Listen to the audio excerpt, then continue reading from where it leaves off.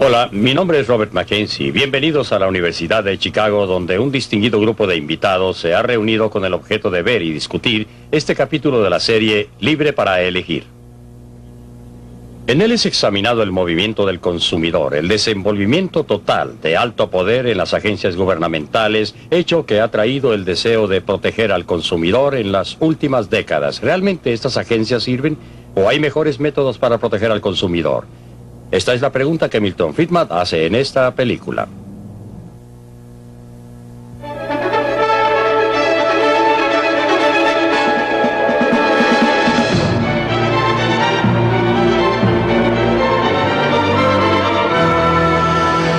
Libre para elegir.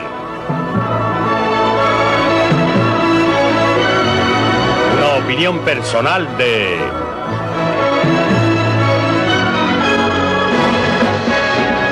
Milton Friedman.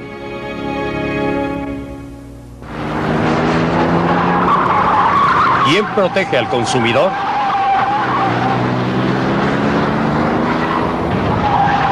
El Corvair modelo 1960, condenado por Ralph Nader como peligroso a cualquier velocidad. Desde el ataque de Nader se acepta cada vez más la idea de que hace falta que el gobierno nos proteja en el mercado. Hoy día, hay agencias por todas partes en Washington en que los burócratas deciden lo que nos conviene. Agencias para controlar los precios que pagamos, la calidad de la mercadería que compramos, la elección de los productos que se ofrecen. Nos está costando ya más de $5,000 millones al año.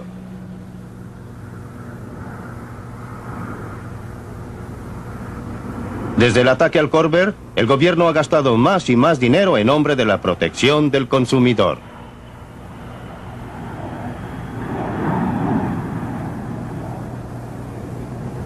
Esto no es lo que tenía en mente el tercer presidente de los Estados Unidos, Thomas Jefferson, cuyo monumento vemos aquí, cuando definió un gobierno prudente y frugal como aquel que impide que los hombres se hagan daño unos a otros y los deja libres para dirigir sus propias metas en la industria y el mejoramiento. A partir del incidente del Corvair, el gobierno de los Estados Unidos se ha ido abriendo paso cada vez más entre el comprador y el vendedor en los mercados de Norteamérica. Según Thomas Jefferson y sus estándares, lo que tenemos hoy no es un gobierno prudente y frugal, sino uno despilfarrador y entrometido. Los reglamentos federales que gobiernan nuestras vidas se encuentran en muchas partes. Encontramos uno aquí, en la Biblioteca del Congreso, en Washington, D.C.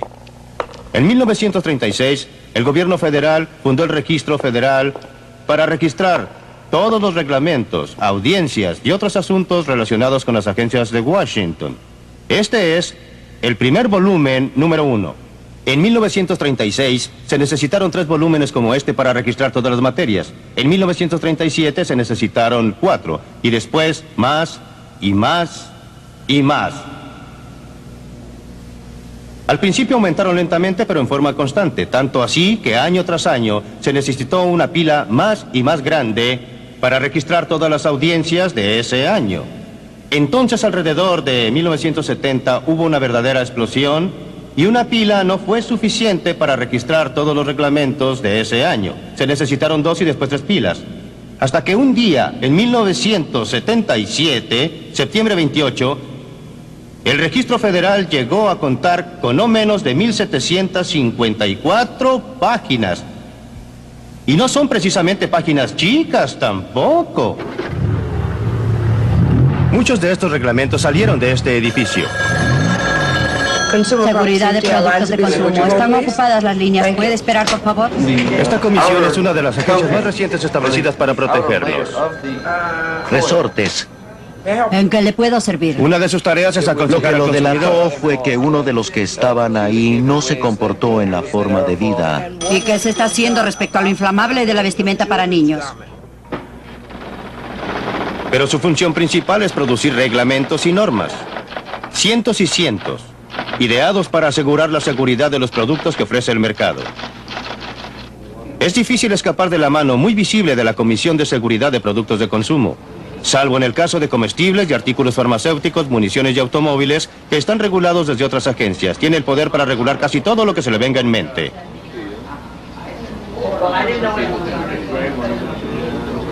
Ya está costando 41 millones de dólares al año probar y regular todos estos productos para nuestro bien.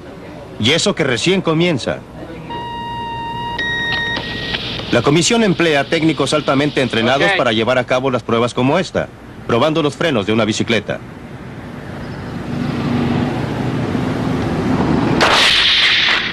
Pero el hecho es que un 80% de los accidentes en bicicleta son producto de errores humanos. Estas pruebas pueden algún día lograr frenos más seguros, pero ni eso es seguro. Lo que sí es seguro es que los reglamentos que salen de aquí harán más caras las bicicletas y reducirán la variedad.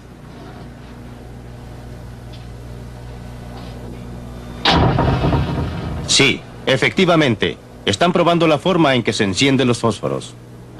Y son muy precisas las pruebas. La presión debe ser exactamente 1 libra. El fósforo debe estar exactamente en un ángulo derecho. ¿Comisión de Seguridad de Productos de Consumo? No importa cuántas pruebas se hagan, los columpios para niños nunca serán seguros. No se pueden prever los accidentes.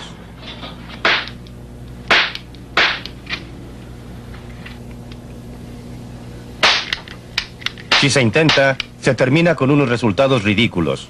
Y aunque usted no lo crea, ocupan a personas altamente especializadas para idear reglamentos y prevenir que los rifles de juguete hagan demasiado ruido.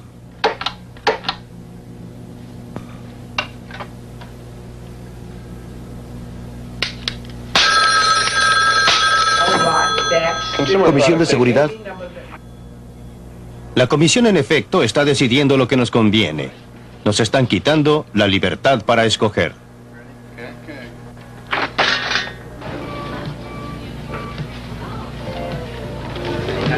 Los consumidores no necesitan estar restringidos por normas y reglamentos. Los protege el mercado mismo. Quieren los mejores productos posibles al precio más bajo. Y el propio interés del productor lo llevará a entregar este tipo de producto para mantener satisfechos a los consumidores.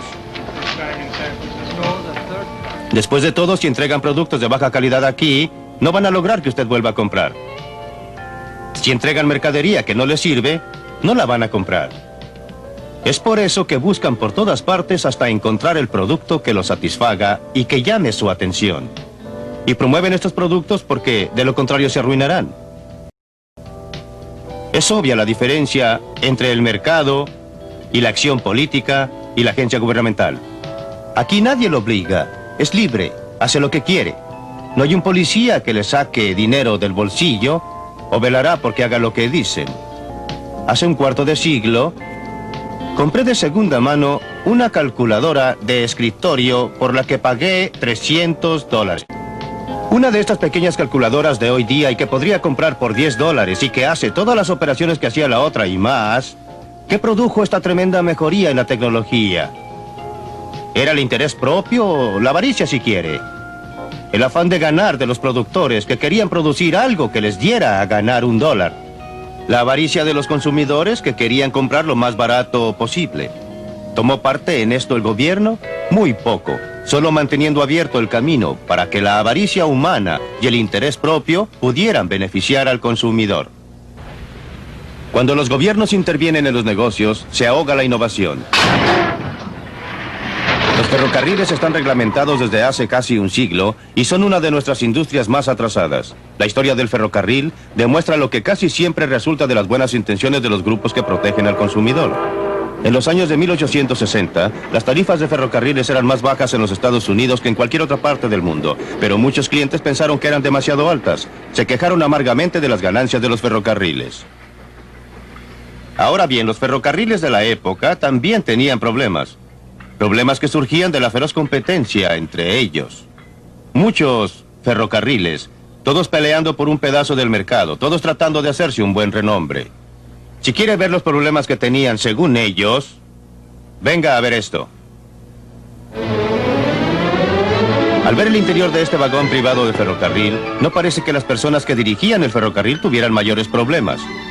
A algunos, como al dueño de este vagón privado, les había ido muy bien. Este era el equivalente del jet privado de los grandes magnates de hoy. Pero por cada uno que lo lograba, muchos no sobrevivían la feroz competencia. Lo que vemos aquí es un mapa ferrocarrilero de los Estados Unidos de 1882. Muestra a todos los ferrocarriles que existían entonces. Era un verdadero laberinto de ferrocarriles que iban a los rincones más lejanos, más apartados, cubriendo la nación de costa a costa. Entre puntos tan distantes como, por ejemplo, Nueva York y Chicago, había por lo menos media docena de líneas corriendo entre esos dos puntos. Y cada una de estas trataba de ganar el mercado reduciendo tarifas, las que llegaban a ser muy bajas. Los que más se beneficiaban de esta competencia eran los clientes que enviaban mercadería a puntos distantes. Por otra parte, entre algunos puntos de ese viaje, digamos por ejemplo, Harrisburg y Pittsburgh, había a veces una sola línea funcionando y esa línea se aprovechaba al máximo de su posición privilegiada. Cobraba el total que daba el tráfico y el resultado era que la suma de las tarifas que se cobraban para el tramo corto era típicamente más alta que el total cobrado por el tramo más largo entre los puntos más distantes. Por supuesto que ningún cliente se quejaba de los precios bajos para el tramo largo, pero sí se quejaban de los precios altos cobrados por los tramos cortos. Y esa fue una de las razones principales de la agitación que finalmente llevó al establecimiento de la Comisión Interestatal de Comercio. Los dibujantes de la época se deleitaban en hacer notar la tremenda influencia política que tenían los ferrocarriles, y realmente la tenían. Utilizaron las quejas de los consumidores para lograr que el gobierno estableciera una comisión que protegiera los intereses del ferrocarril. Demoró alrededor de una década para que la comisión funcionara plenamente. Para entonces, está por demás decir que los defensores del consumidor habían pasado a su próxima cruzada. Pero seguían ahí los ferrocarrileros. Rápidamente aprendieron cómo utilizar a la comisión para sus propios fines. Solucionaron el problema tramo largo, tramo corto, aumentando las tarifas del tramo largo. Los clientes terminaron pagando más. Hábleme de protección. El primer comisionado fue Thomas Cooley, un abogado que había defendido los intereses de los ferrocarriles durante muchos años. Los ferrocarriles continuaron dominando la comisión. En los años 1920 y 1930, cuando los camiones surgieron como competidores muy serios en los tramos largos, los ferrocarriles indujeron a la comisión a ocuparse del transporte por camiones. Los camioneros, a su vez, aprendieron cómo utilizar a la comisión para protegerse de la competencia. Esta firma lleva flete ida y vuelta del Aeropuerto Internacional de Dayton, Ohio. En algunas rutas es la única y los clientes dependen de ella. Pero la Dayton Air Freight tiene problemas. Su licencia de la ICC solo le permite llevar flete desde Dayton hasta Detroit. Para cubrir otras rutas, ha tenido que comprar derechos a otros porteadores con licencias de la ICC, incluyendo a quienes no tienen ni siquiera un camión. Y han pagado hasta $1,000 al año por el privilegio. Nuestra compañía está tratando de obtener derechos para viajar hasta ahí. Sí, lo haremos. Y gracias por su llamada, señor. Los dueños de la firma han tratado durante años de lograr que se les extienda la licencia a otras rutas. No tengo queja con las personas que ya tienen permisos de la ICC, solo que este es un país grande y desde el establecimiento de la ICC en 1936 han entrado pocas personas al negocio y no permiten que entren nuevas empresas y compitan con las empresas que ya están dentro. Claro que la Dayton Air Freight sufre, pero también sufren los clientes que pagan tarifas más altas. Hablando francamente, no sé por qué la ICC se queda tranquila sin hacer nada. Es la tercera vez que yo sepa que hemos firmado una solicitud de la Dayton Air Freight que nos ahorraría algún dinero. Ayudaría a la libre empresa y ayudaría al país a ahorrar energía. Protegería a la empresa y país. Finalmente todo se reduce a que el consumidor financiará todo. Y ellos tienen la responsabilidad. La ICC tiene la culpa. La Dayton Air Freight ahora tiene muchos de sus camiones parados. Camiones que podrían estar proporcionando servicios valiosos. Lejos de proteger al consumidor, la ICC los ha perjudicado. En lo que a mí concierne, no existe libre empresa en el comercio interestatal. Eso desgraciadamente ya no existe en este país. Hay que pagar por ello y hay que pagar bastante caro. Y eso no solamente significa que pagamos el precio, significa que el consumidor tiene que pagar el precio. El precio que paga el consumidor cuando se trata de medicinas podría costarle la vida. En el siglo XIX, las farmacias ofrecían un surtido impresionante de píldoras y pócimas. La mayoría no surtía ningún efecto y algunas eran mortales.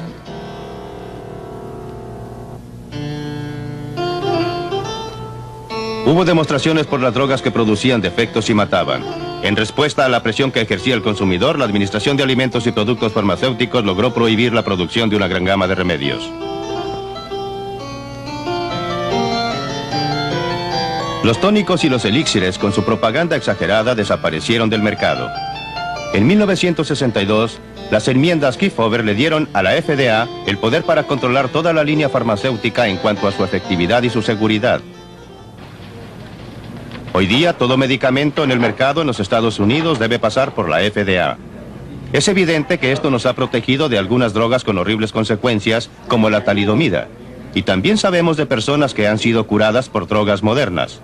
De lo que no se habla mucho, sin embargo, es de las drogas beneficiosas que la FDA ha prohibido.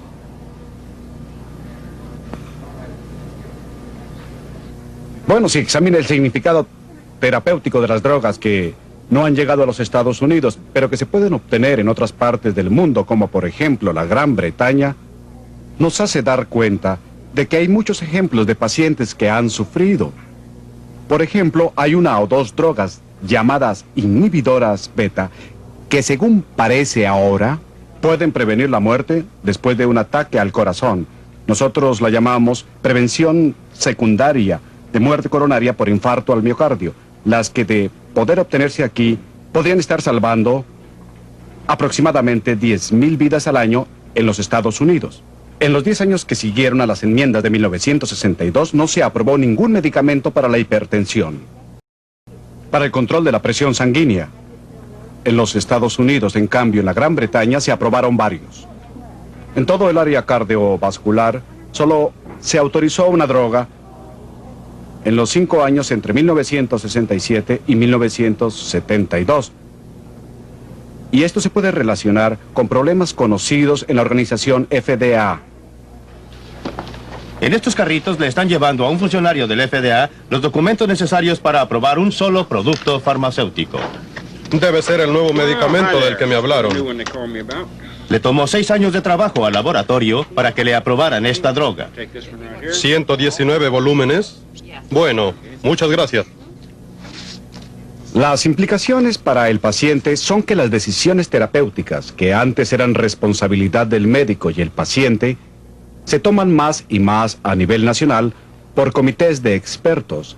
Y estos comités y la agencia que representan, la FDA, están orientados principalmente hacia la eliminación de los riesgos, por lo que hay una tendencia a tener drogas que son más seguras, pero no más efectivas. He escuchado algunos juicios bastante impresionantes que se han emitido en estos comités asesores, en los que al discutir una droga, se escucha una opinión como no hay suficientes pacientes con una afección de esta gravedad para justificar la producción de esta droga para uso general. Esto está muy bien si lo que se pretende es minimizar la toxicidad de las drogas prescritas para una población masiva, pero si sucede que uno es de uno de esos pacientes no suficientes y uno tiene una enfermedad muy grave o una enfermedad muy rara, entonces es muy mala suerte. Durante 10 años la señora Esther Osdane sufrió de asma aguda. Los medicamentos que recibió tuvieron severas consecuencias colaterales. Empeoraba. Pero la droga que prescribía su médico estaba prohibida por la FDA. Así es que 2 veces al año la señora Osdane debía viajar.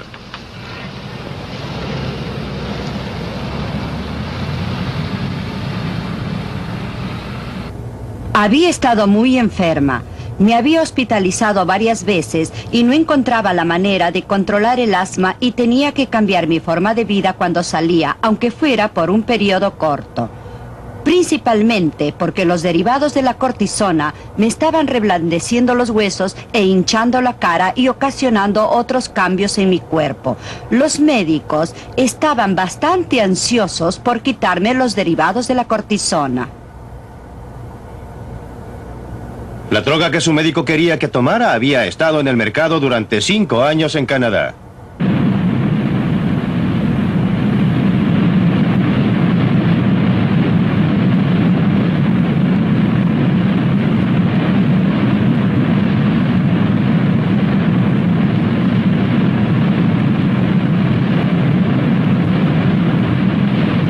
Una vez cruzada la frontera, a la altura de las cataratas del Niágara, la señora Osdane podía usar la receta que le había dado un médico canadiense.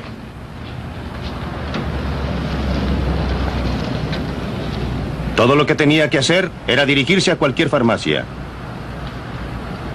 Ahí podría comprar la droga que le estaba totalmente prohibida en su país.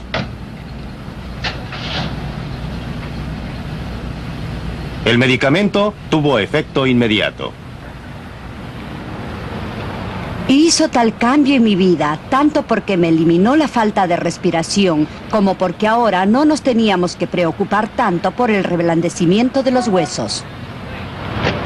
Afortunadamente pude obtener esa medicina. Todo volvió a ser para mí más normal y por todo eso estoy muy agradecida. Finalmente encontré alivio a mi enfermedad en Canadá. Fue fácil para la señora Osdane obviar los reglamentos de la FDA porque resulta que vive cerca de la frontera con Canadá. No todos tienen esa suerte. No es por casualidad que a pesar de las mejores intenciones la Administración de Alimentos y Drogas opera de tal manera para prevenir la venta de nuevas y potentes y útiles drogas. Póngase en el lugar de un burócrata que trabaja allí. Supóngase que aprueba una droga que resulta ser peligrosa, talidomida. Su nombre aparecerá en la primera página de todos los diarios y tendrá serios problemas. Si por el contrario, supóngase que se equivoca y no aprueba una droga que podría haber salvado miles de vidas, ¿quién lo sabrá? Las personas cuyas vidas habían podido haber sido salvadas ya no estarán. Es difícil que sus parientes sepan que existía algo que les pudo haber salvado. ¿Algunos doctores? ¿Algunos investigadores? Ellos se molestarán, ellos sabrán. Usted o yo, si estuviéramos en la situación del burócrata, haríamos exactamente lo mismo. Nuestro propio interés nos obligaría a no tomar ningún riesgo de ninguna especie, tanto como para rechazar una buena droga y estar seguros de que nunca autorizaríamos una mala.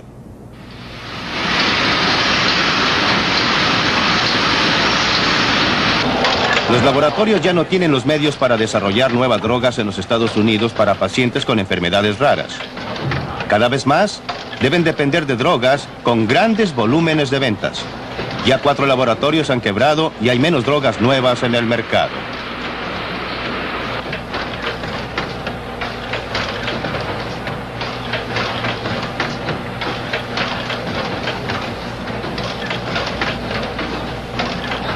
¿Y a dónde irá a parar todo esto? No aprendimos nada de la experiencia.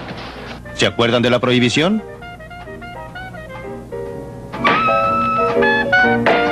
En un ataque de moralidad a fines de la Primera Guerra Mundial, cuando muchos jóvenes estaban fuera del país, los abstemios nos impusieron a todos la prohibición de beber alcohol. Lo hicieron por nuestro bien. Y no hay duda de que el alcohol es algo dañino.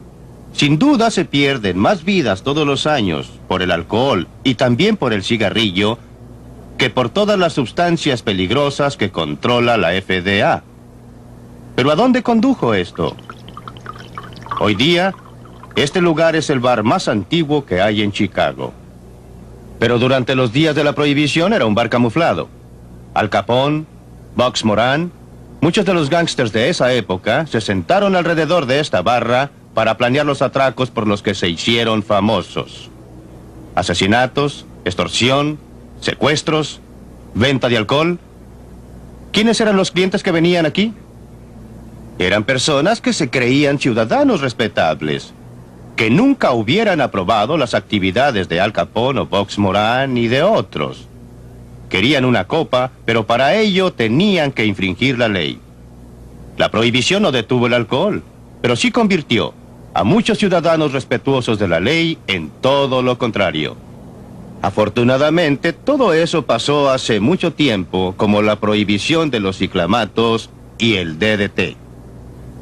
Pero no se equivoque, ya existe una especie de mercado negro de medicamentos prohibidos por la FDA.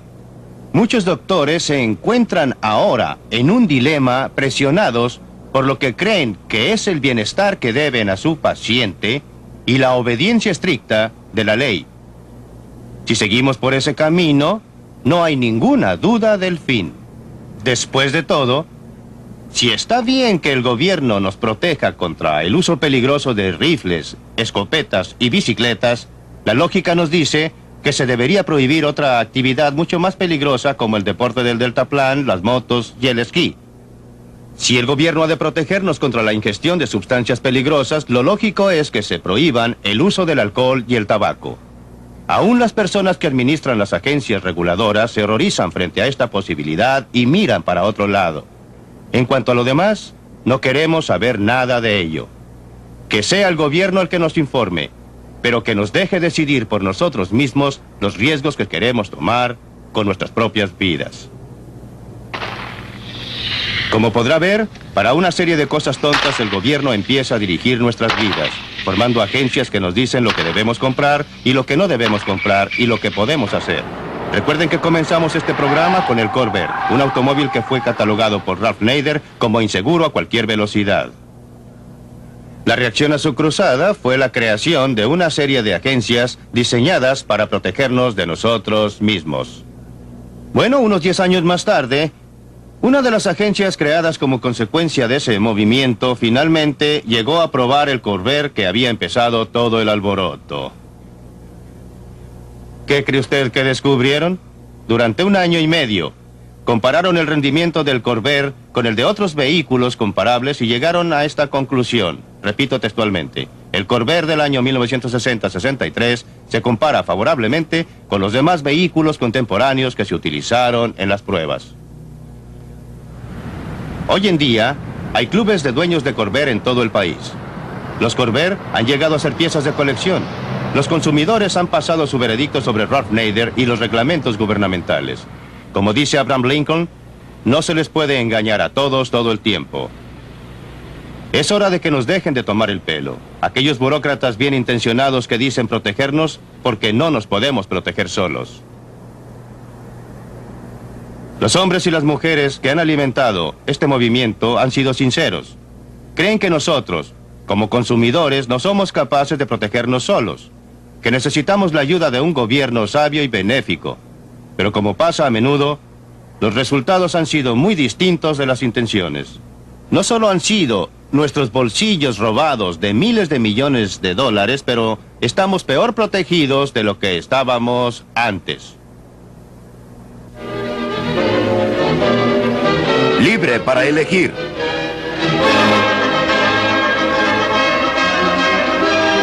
Concuerdo con el señor Freeman acerca de aquellas agencias que han tenido como propósito principal el sostener económicamente alguna industria. Esto es por lo que defensores del consumidor como yo están a favor de la eliminación del ICC, el CAB y la Comisión Marítima.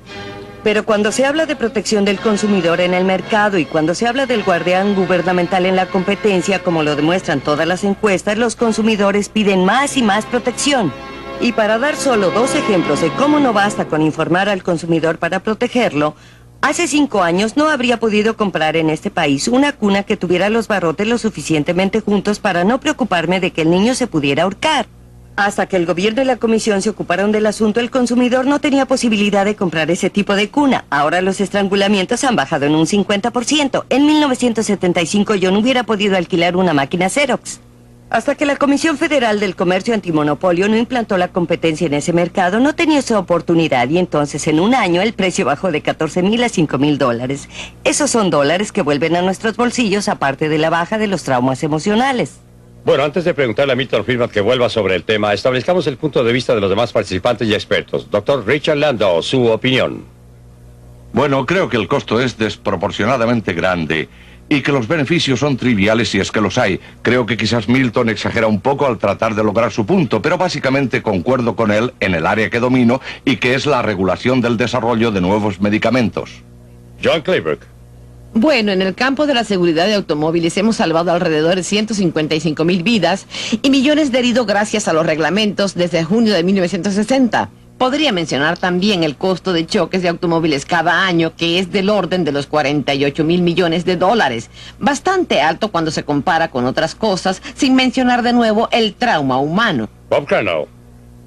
Bueno, creo que es imposible no estar de acuerdo con Milton Friedman sobre los efectos del control sobre tarifas del tipo económico que tuvieron que soportar las industrias y compañías ferrocarrileras y camioneras. La intención de esa legislación fue, por cierto, proteger al ferrocarril y proteger a los camiones, y lo mismo en el caso de la reglamentación marítima. Lo que sostiene las reglamentaciones es una especie de teoría populista, según la que, mediante el gobierno, se redistribuirá la riqueza de las empresas hacia los consumidores. En realidad no funciona así. No funciona así en la reglamentación económica y hay pocas pruebas de que funcione en ninguna reglamentación.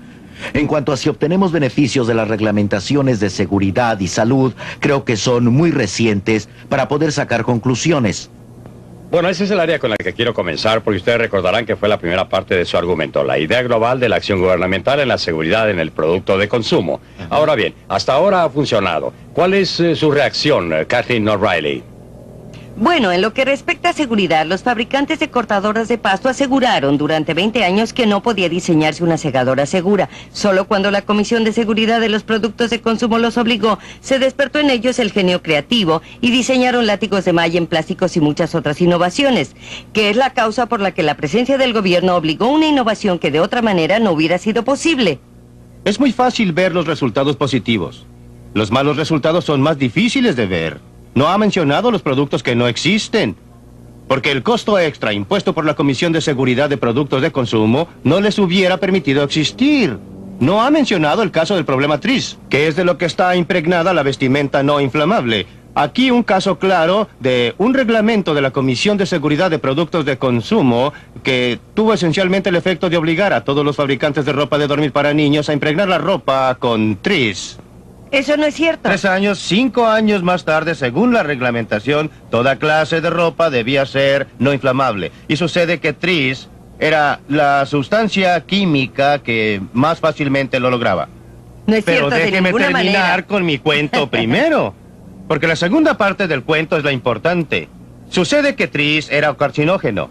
Y 5 años más tarde, o 3 años más tarde, no estoy seguro de cuánto exactamente, la misma agencia prohibió el uso de aquella ropa de dormir y obligó a deshacerse de ella a gran costo para todos. Bien, veamos esta historia. En 1968, cuando el Congreso pasó el acta de material inflamable, no le informaron a la Comisión cuáles sustancias químicas cumplían y cuáles no. Por eso, al comienzo, cuando la industria dijo vamos a usar TRIS, la Comisión de Seguridad, luego de las pruebas iniciales, ya tenía dudas y anunció informalmente a la industria que no iba a permitir el uso del TRIS. La industria alegó, lo vamos a llevar a la corte porque el acta solo dice que tiene efecto retardante sobre las llamas. Los del gobierno no nos van a decir cómo cumplir. Y fue la industria la que obligó a la comisión a retirarse. Y No ahora estoy mismo nos lo tratando de niegan. defender a la industria, calma. No soy proindustria, soy proconsumidor, soy como usted. No soy proindustria y por supuesto la industria hará cosas malas. El asunto a dilucidar es qué mecanismo es más efectivo para proteger los intereses de los consumidores. Las fuerzas que están dispersas del mercado. Tome el caso de la vestimenta inflamable. Suponga que no hubiese tenido la exigencia legal. Pero ¿está usted de acuerdo con que se hicieran pruebas, que una agencia gubernamental lo sometiera a No, pruebas? de ninguna manera. Existen ¿No? agencias privadas que hacen ese trabajo. Está el Estudio del Consumo y la Liga del Consumidor. Y usted habla de una gran demanda por mayor protección. Esas agencias nunca, esos organismos... Por supuesto que sí, tienen todas esas publicaciones sobre Sí, es automóviles, verdad, ¿eh? pero lo que hacen es Ajá. probar los frenos y la dirección. Nunca No. lo someten a pruebas de choque. Lo No, que más claro, importa saber no. cuando se compra uno es si morirá innecesariamente en la caso razón de por las choque. que- Y no se la logra esa razón por las que información no lo porque es prueban- muy cara. Por supuesto, de todas maneras, porque es caro, porque el número de consumidores que está dispuesto a comprar ese servicio y aceptarlo es muy reducido. Esa no es la razón es que es sumamente caro. Por supuesto, pero si tuvieran un gran número de clientes, si hubiera suficientes clientes, suficientes consumidores Sí, que pero la historia quisieran... del huevo y la gallina es ridículo. No, no es el caso del huevo y pero la si usted gallina. cree La que es situación... importante que el consumidor tenga información tecnológica, que me parece es la base y la tesis de su argumento, estoy segura que diría que una de las cosas que hace una sociedad al unirse es proveer servicios básicos, policía, servicios de tránsito, todo tipo de cosas básicas, correos y bomberos y el resto. ¿Por qué no hacer pruebas de artefactos tecnológicos que el público no tiene forma de conocer? Antes de responder, quisiera que opinaran los demás. Bob Crandall. Me parece que el profesor Friedman podría ceder un poco en esto. Es verdad que en la propagación de información se presenta el problema del que no paga el pasaje. Y uno de los problemas es que mientras usted y yo podamos valorar los resultados obtenidos por un sindicato del consumidor, no lo tenemos que financiar. Podemos mirar por encima del hombro de otro o pedir la revista prestada en la biblioteca. No iría tan lejos como para decir que el gobierno no debería estar por ningún motivo en la tarea de generar información, aun cuando me preocupan las mismas fuerzas, esta industria nefasta de la que habla la señorita O'Reilly, con su influencia sobre cómo se prepara esa información, no veo cómo podríamos protegernos. Pero me parece que es un hecho que el mercado normal no proporciona la suficiente información. Es posible, pero el mercado proporciona y también está el que viaja gratis en el sentido negativo con la información que proporciona el gobierno, porque los que no necesitan esa información la tienen que financiar de todas maneras. Milton, no entiendo muy bien su posición respecto a este punto. ¿Está usted diciendo entonces que no debiera en ningún caso el gobierno comprobar la seguridad de productos de consumo? Estoy diciendo, y conviene separar las cosas, estoy diciendo que no cabe que el gobierno le prohíba al consumidor comprar mercadería que podría ser perjudicial. En cambio, ¿pero cómo sabría usted qué efecto tendría? Por el momento trato de separar las cosas. Existen áreas en que el gobierno debe proteger a los ciudadanos. Por ejemplo, en el caso de los automóviles... Bueno, ¿y qué hay de los niños? Los niños no escogen. No. Ellos no opinan por el solo Los hecho de padres andar toman en las los decisiones. autos. Analicemos... Pero si la industria las toma, solo no se puede podemos escoger. analizar un asunto a la vez. Es un poco difícil verlo todo un tiempo. Veamos una cosa a la vez. Yo digo que no es correcto que el gobierno me obligue a protegerme a mí mismo. Ahora bien, si el gobierno tiene esa información... ¿Tiene o la obtiene? Bueno, supongamos que tiene esa información. Entonces debería hacerla pública, ponerla al alcance de todos. El otro punto es, ¿existen circunstancias en que el gobierno debiera reunir esa información? Es posible que existan circunstancias, deben ser consideradas una por una. A veces hay, otras veces no. Aunque ahora yo quisiera que regresáramos al área de la señora Claybrook. El problema de las bolsas de aire. Cierto. Si entiendo bien la situación y no sé nada sobre los aspectos técnicos del asunto de la bolsa de aire en un automóvil, ella está destinada a protegerme a mí como conductor. No evita que yo tenga un accidente o que le haga daño a otra persona porque se activa solo en caso de accidente. Pues bien, ¿por qué no puedo yo tomar esa decisión? ¿Quién es usted para decirme que debo gastar no sé cuánto, 200, 300, 400 dólares en esa bolsa? Lo que decimos es que cuando un automóvil choca contra una pared a 50 kilómetros por hora, los del asiento delantero deben tener protección automática incorporada en el auto. ¿Deben? ¿Por qué deben? Es una ¿Pero por qué mínima. deben? No me Bueno, importa si se trata de una bolsa hay de dos aire o un razones. cinturón de Una seguridad. es que el derecho sagrado a la vida es algo muy respetado en este país. Es más valiosa para mí que para usted. Mi vida es más valiosa para mí. Bueno, pero ¿Utiliza usted su cinturón usted de sabe seguridad? Que en un caso como este... A veces sí, a veces no. No parece ser tan valiosa para usted. Si lo fuera, usaría el cinturón. Perdóneme, hay otras cosas Sí. que son más valiosas. Sí, pero su uso es algo simple. Pero mi pregunta ahora es, y quiero una respuesta directa. Pero hay una razón básica del por qué, y es porque una persona cuando compra un automóvil no sabe cómo se va a comportar el auto en diversas situaciones. Ese es el punto número 1. Número 2. Hay un estándar mínimo básico y ese es el estándar de rendimiento. No es que lo obligue a usted a tener ciertas piezas en su automóvil, pero sería un estándar básico que su auto ya traería y que al comprarlo nadie dejaría de tenerlo. De manera de evitar heridos innecesarios en las carreteras, el costo para la sociedad, el costo para el individuo y los traumas para sus familias. Usted sugiere teóricamente que es mucho mejor que la gente salga y se mate, aun cuando no sepa qué es lo que le va a pasar cuando choquen. Usted está evitando el punto principal. Si usted tiene esa información, désela. El punto en discusión no es el de proporcionar la información o no. El punto es, ¿qué derecho tiene usted de obligar a alguien a gastar dinero para proteger su propia vida? No la de otras personas, solo la de él. Y la otra pregunta que le voy a hacer es, ¿Duda usted por algún momento de que prohibiendo el alcohol salvaría muchas más vidas en las carreteras que con la bolsa de aire, los cinturones de seguridad? ¿Se opone usted a la prohibición sobre la base de principios o solo porque la legislación no sería efectiva? Me opongo a la prohibición porque no creo que dé resultado. Por eso me opongo a ella. Ahora suponga que realmente resultara. Quiero llegar al asunto de los principios. ¿Sí? Suponga que estuviera convencida que realmente resultaría.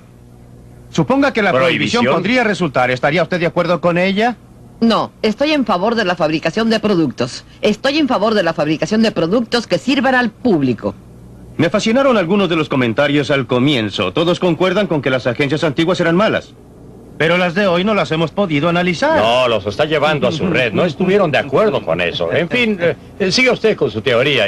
Cuando usted habla del principio básico es: denme la información, déjenme escoger por mí mismo. Sí, esa es la meta final. Porque en cualquiera de las audiencias a las que haya asistido, y pido a cualquiera que demuestre lo contrario, si se trata de bolsas de aire o de ese o sacarina o lo que sea, nunca están las víctimas.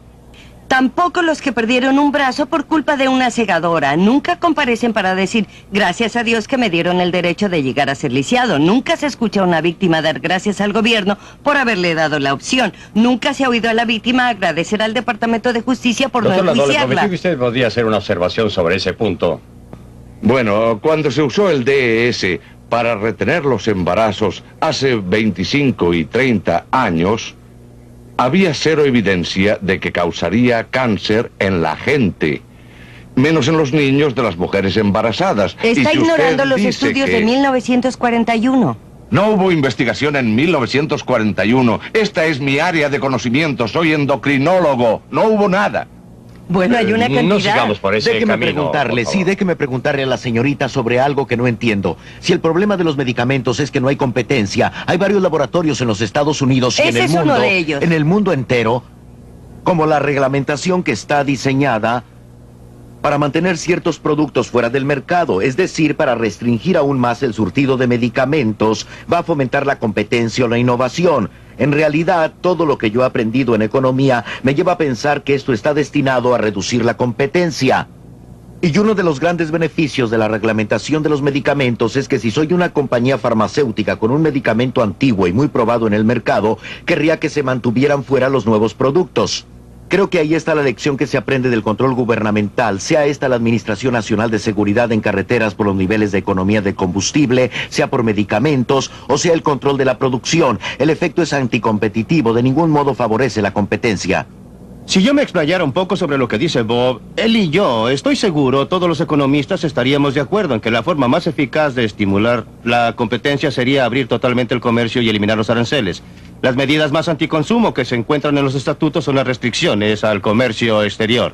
¿A la Federación de Consumidores de Norteamérica ha testiguado en contra de los aranceles? Ni siquiera se nos ha pedido. Ahora bien, la Administración de Alimentos y Medicamentos, y aquí, doctor, sé que usted tiene un interés especial en esto. ¿Cuál fue su reacción al análisis de Milton respecto al fracaso?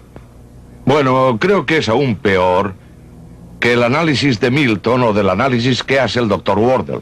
Si uno pudiera examinar las innovaciones en medicamentos durante los últimos 25 a 30 años, vería que la mayoría de los medicamentos, que todos aceptarían como milagrosos, salieron al mercado antes de la enmienda Kefauver. Son las enmiendas de 1962. Exactamente. Bueno, la enmienda de 1962, como dice Milton, en realidad dio eficacia a la reglamentación de seguridad.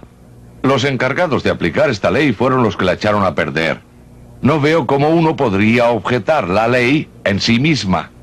Lo que pasó fue que los que la administraron se volvieron locos con la seguridad. Lo único que se alteró de la ley fue lo relativo a su eficacia.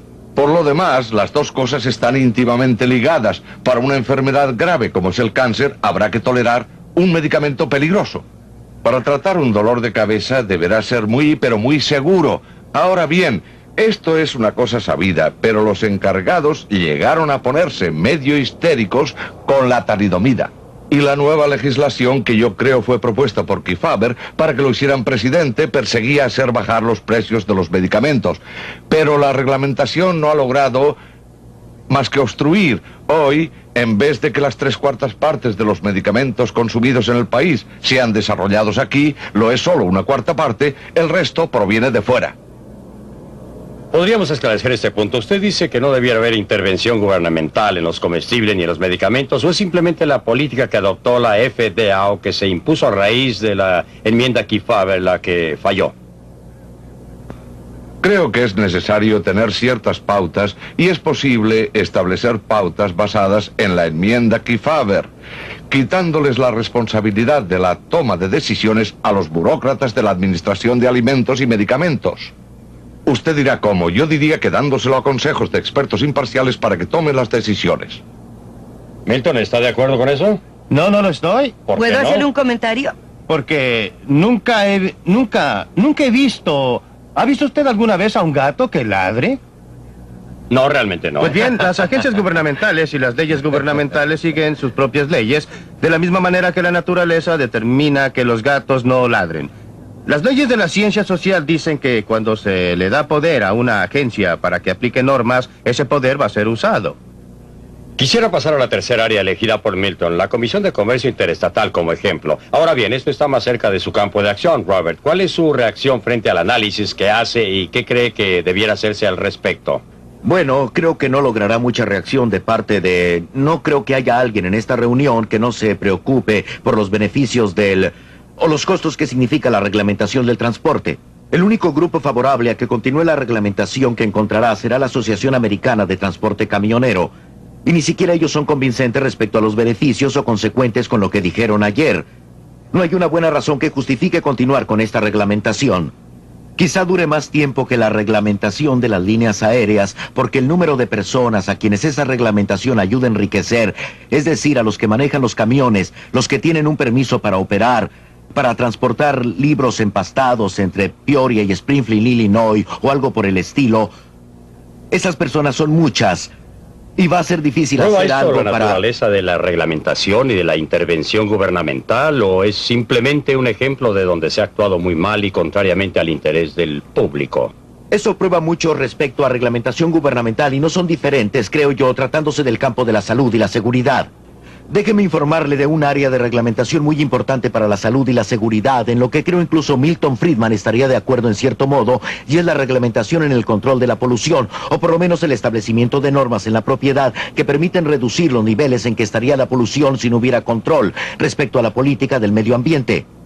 En el Congreso, los que más están a favor de esa política provienen de la parte noroeste de los Estados Unidos. Y los menos, aquellos con más bajo promedio de votos en el Congreso, vienen del suroeste y de Alaska. Se preguntarán por qué, y una posible respuesta pienso que sería que el aire está viciado en la ciudad de Nueva York, pero no creo que se encuentre mucha gente que se preocupe seriamente por la calidad del aire en esa ciudad. En Nueva York lo que les preocupa son sus perspectivas de empleo y el valor de sus bienes. De no haber una política del medio ambiente en este país, lo que pasaría es que el comercio se trasladaría al suroeste y al oeste de los Estados Unidos. Por consiguiente, los parlamentarios del este están muy a favor de una política que prohíba, mediante el control de la polución, prohíba una total gravitación. ¿Está usted también en favor de eso? La forma que asume, pero lo usan como excusa, tal como usarán otras excusas, digamos, ante la agencia de la señorita Claybrook para solicitar reglamentos estrictos y poder promover el valor de su producto. Antes de volver a la ICC, que es precisamente lo que quiero hacer, Milton, ¿cuál es su reacción al tema de la polución? Bueno, él y yo estaríamos de acuerdo en la posición de que hay cabida para que el gobierno se preocupe de la polución. Estaría de acuerdo. En segundo lugar, en que las técnicas que se utilizan actualmente para controlarla son terribles y son las que son precisamente por las razones que él describe, porque son una manera eficaz de usar la excusa de la polución para fines muy distintos. Esa es una de las formas en las que los gobiernos maullan, si se me permite volver a mi gato. Hemos discutido este punto en detalle en un libro que escribimos para acompañar este programa de Libre para Elegir. El programa en sí era demasiado corto para que pudiéramos enfocar el problema de la polución. En realidad, lo tuvimos que dejar de lado por ser un tema tan complicado y difícil. Pero hay cabida para una verdadera intervención del gobierno porque es un caso en que se está protegiendo a terceras personas. En cada uno de los casos válidos, en mi opinión, para que haya intervención gubernamental debe ser para proteger a terceros. Hay razón para usar frenos porque se protege a terceras personas. Ese es un asunto totalmente diferente. En mi opinión, no hay razón para imponer el uso de una bolsa de aire, pero sí la hay para usar los frenos. ¿Acepta usted? No, ya que si sufriera heridas por el no uso de un elemento pasivo, En cierta medida me vería obligada a pagar parte de sus gastos médicos y de su prima de seguro. Por eso, solo para la isla de Gilligan, donde hay de 6 a 9 personas sin que interactúen, para esa pequeña sociedad tiene validez su distinción. Calma. En el caso del alcohol, cuando se enferma a causa del alcoholismo, ¿quién paga? Se ha demostrado que solo el consumo excesivo hace daño. No estoy hablando de accidentes. ¿Qué hay de la cirrosis hepática? Es una enfermedad sumamente común. Justamente por eso necesitamos... Porque es una enfermedad muy larga y muy cara. Podríamos detenernos sobre... Milton ha hecho una distinción muy interesante aquí. Uno se puede hacer daño, ha dicho, o depende de uno si quiere correr el riesgo de hacerse daño. Pero en ese caso, ¿podría usted hacer esa distinción? Permítame volver a la pregunta. Nos estaba diciendo que no debemos hacer caso porque el tipo que sufre daños físicos va a terminar en un hospital por el gobierno. No solo por el gobierno, no. Y los daños también. Conteste ese punto porque mi... Calma, déjeme separar los dos puntos en disputa porque realmente quiero llegar a esto. Porque su respuesta es muy común y contiene un elemento de validez. Lo que pasa es que cometimos dos errores. Pero no hace falta estar en un hospital del gobierno para que tenga validez. Perdóneme, espere un momento. El problema con su respuesta es que está diciendo que un mal justifica otro. Creo que deberíamos tener mucha menos intervención del gobierno incluso en estas áreas. Y no estoy dispuesto a seguir una política que implicaría decir... usted. Cualquier persona circula con un rótulo en la espalda que dice propiedad del gobierno de los Estados Unidos. No mutile, no pliegue o no corchetee. ¿Está usted en favor de la intervención del gobierno en las áreas donde, por ejemplo, los abogados y la industria óptica no permitían a sus miembros hacer publicidad? Hasta que la comisión intervino de modo que ahora los consumidores tienen la posibilidad de hacer comparaciones. Está entrando en otras áreas, pero mi respuesta es muy breve, ya que no conviene discutir esto aquí. Estoy en contra de las medidas del gobierno que permitieron a esas organizaciones tener el poder de impedir la publicidad. Pero no eran del gobierno. Ahora bien, mire, decía Bob Crandall. Bob Crandall decía que en lo que hace a la Comisión Interestatal de Comercio no hay argumentos de defensa. ¿Hay alguien que discrepa de esto o los aplastamos a todos? Esto parece ser el área donde, por lo que yo sepa, no es posible encontrar a alguien discrepando, aun cuando una de las presentaciones más efectivas de lo que andaba mal con el ICC fue hecho por uno de los grupos de Ralph Nader. Quizás usted haya estado asociado con ese grupo. Eso es lo que realmente me sorprende. En el fondo hay aquí gente como Ralph Nader y su grupo que echan una mirada al ICC. ¿Y cuál es la solución que recomienda? Más de lo mismo. Otro tipo de regulación. No. El único problema es que no era la gente adecuada quienes estaban regulando. Esto no es cierto. Esta es una exposición completamente Usted trabaja falsa. para Nader, ¿verdad? Sí, claro. Ahí está la solución del doctor Landau para el problema médico, que la regulación la haga la gente adecuada. Esto no refleja de ninguna manera la diferencia entre la ICC y la regulación en el campo de salud y seguridad. Comprende dos puntos. Uno se refiere a los aspectos económicos y los beneficios para la industria. Otro se refiere a la necesidad de proteger la vida humana. Perdóneme, puede terminar. El segundo punto se refiere a lo que usted mencionó de relaciones con terceras personas. Usted habla de frenos porque tiene efectos sobre otras personas, pero además hay otros efectos. Por ejemplo, si estas terceras personas no usan casco y los atropella con su motocicleta, usted tendrá que pagar elevadísimos daños a terceros porque ellos no tomaron las precauciones debidas en el camino público. Y surge la pregunta, ¿el camino público deberá ser usado en tal forma que pueda producir daños? Nada de lo que dos personas hacen en el mundo, nada queda aislado. Todo tiene grandes efectos sobre terceros, pero tiene que guardar las proporciones. Y lo importante es que la intervención del gobierno tiene efectos sobre terceros. Cuando el gobierno interviene en estos asuntos, lesiona a terceros. Me saca dinero, me reduce mi libertad, restringe muchas actividades alrededor del mundo. Los beneficios en el campo de los automóviles llegan a ser 55,000 muertes menos. Esta es una ¿Quieres estadística decir? muy dudosa porque una vez más, cada uno de los estudios tomó en cuenta los beneficios y no el costo. Es falso que los estudios no hayan tomado en Me cuenta refiero los a costos costos en vidas humanas. No miraron. Déjeme clarificar no esto, miraron, Milton, no por alcanzo a ejemplo. entenderlo. ¿Podría explicar Sí. lo que quiere decir? Ajá. Sí. Miremos el automóvil. Haciendo subir el precio de los automóviles, aumenta el interés por mantener automóviles viejos en circulación. El aumento de la edad del automóvil obra en contra de la seguridad. Cuando usted aumenta la seguridad de los vehículos para que la gente pueda... La gente conduce con mayor velocidad o con menos cuidado. Hay más muertes entre los peatones, creo. Es una teoría que carece de pruebas y ya ha sido rechazada. Y de hecho, todas las economías en vidas humanas podrían... ¿Por quién? Pues ¿Usted? no, hay una serie de estudios incluso de ya Yale, veo. Cooper de Yale y otros. Pero lo más importante es que la reglamentación que ha estado en vigencia durante los últimos 10 años demostró que ha habido un descenso en las muertes por accidentes de automóvil. Déjeme volver a lo anterior. Sí. Vea, lo que más ha influido en la economía de vidas humanas ha sido la limitación de velocidad a 55 millas por hora. Pero no, esto no es cierto. Y esa reglamentación no corresponde Sí, pero también es un a una reglamentación de seguridad. Ha sido introducida principalmente para ahorrar gasolina. Es una reglamentación. Sí, bien, referente a la Pero reglamentación. su declaración no es correcta, en el sentido que la economía en vidas humanas haya venido principalmente de la limitación a 55 millas, pero había 55,000 muertes menos debido a las reglas de seguridad. Perdóneme, ha habido 55,000 muertes menos según sus estimaciones. Otras estimaciones... Yo no, sino el Contralor perdóneme, General. también otras estimaciones. La estimación que hizo el profesor Persman de esta universidad en un estudio muy serio, estimó que no había economía en vida humana cuando uno tomaba en cuenta todos los efectos indirectos. Ahora bien, el estudio que él hizo quizá no esté en lo correcto. No creo que lo No esté. estoy tratando de decir que... Pero quizá el otro estudio tampoco esté en lo cierto, ¿eh? Sí, bueno. ¿Qué opina de eso, ah? La ventaja está del lado de los consumidores. No, le ruego me perdone si la gente quiere exponer su vida y a ella. ¿Está volviendo a decir que usted no estaría en favor de una prohibición del plan Delta, Preguntamos a la industria automotriz Eso es mucho más peligroso. ¿Prohibió acaso el autódromo de las 500 millas de Indianápolis? Preguntamos a la industria automotriz cuánto se ahorraría si eliminaran las normas de seguridad introducidas en 1968 y la respuesta fue esta: no podríamos quitarlas, el público ya se acostumbró al parabrisas laminado que no les abre el cráneo, a la columna de dirección que cede, al tablero acolchado. Esta es la norma de la sociedad, pero la reglamentación cambió la manera de pensar del público y la percepción de lo que es posible. Y así, lo que usted sugiere es que la reglamentación del gobierno solo produce cosas que el público no quiere. Pero usted no tiene puede usted ningún abogar a su derecho cuenta de... todo lo que pasó en ese campo. Los frenos en las 4 ruedas fueron instituidos aún antes de la existencia de la reglamentación. Dejemos esta materia por esta semana y esperemos estar juntos en el nuevo episodio la semana que sigue.